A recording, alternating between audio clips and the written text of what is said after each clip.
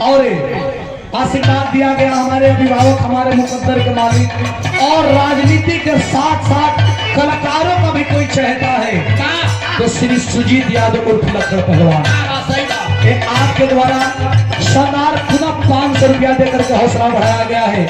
अध्यक्ष जी के चरणों में कोट कोट प्रणाम, बहुत बहुत सबके प्रणाम बा, सबके साधुवाद बा, और अध्यक्ष जी का जलवा कायम रहे। चरणों में कोट कोट प्रणाम। हमें लगा था रवीना कि हम पहली दफा अध्यक्ष जी से मिल भी रहे हैं।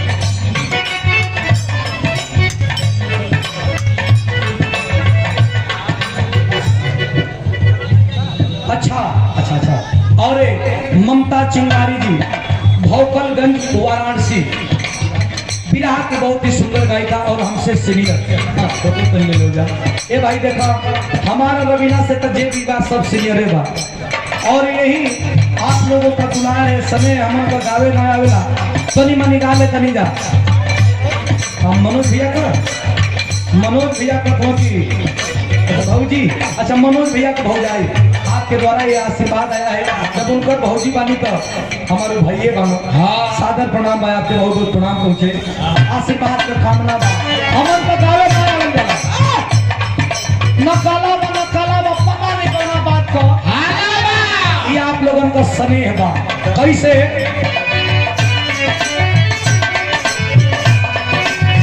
सारू लोरी कपे माई, सारू लोरी कपे माई, ने नजरिया सारू लोरी कपे माई,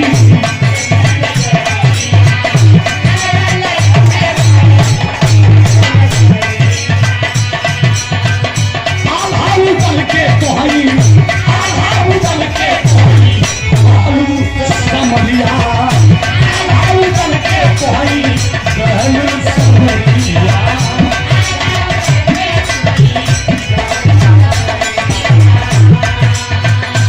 छलके रात या रविनिया, छलके रात या रविनिया, बंदी चाय खावता है, छलके रात या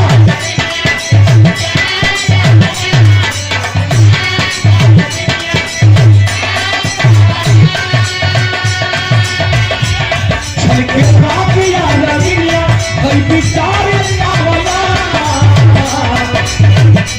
लई अम्मा फिर बताया हर कोई के बाहर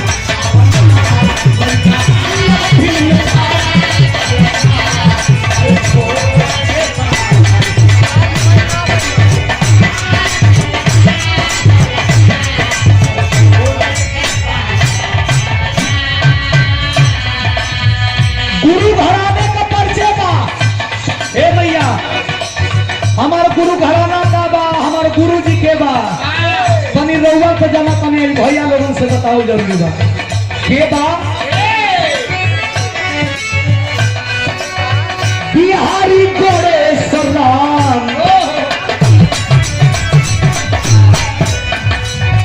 बिहारी गोरे सरदार, लाल के मुरतिया, बिहारी गोरे सरदार, लाल के मुरतिया।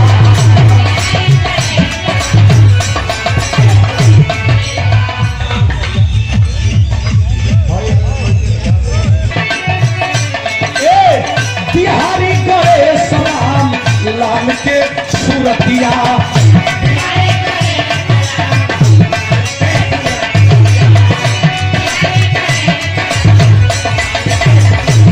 और ए भैया, मन मंदिर में बैठल विजय, मन मंदिर में बैठल विजय, लाल के मूर्तिया, मन मंदिर में बैठल विजय, लाल के मूर्तिया।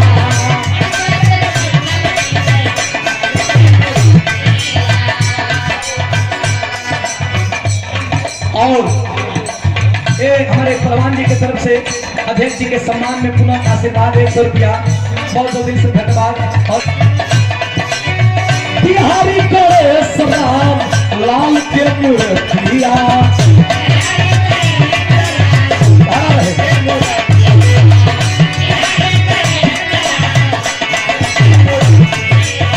मन मंदिर में बैठल विजय, मन मंदिर में बैठल विजय, लाल के सूरतिया, मन मंदिर में बैठल विजय, लाल के सूरतिया।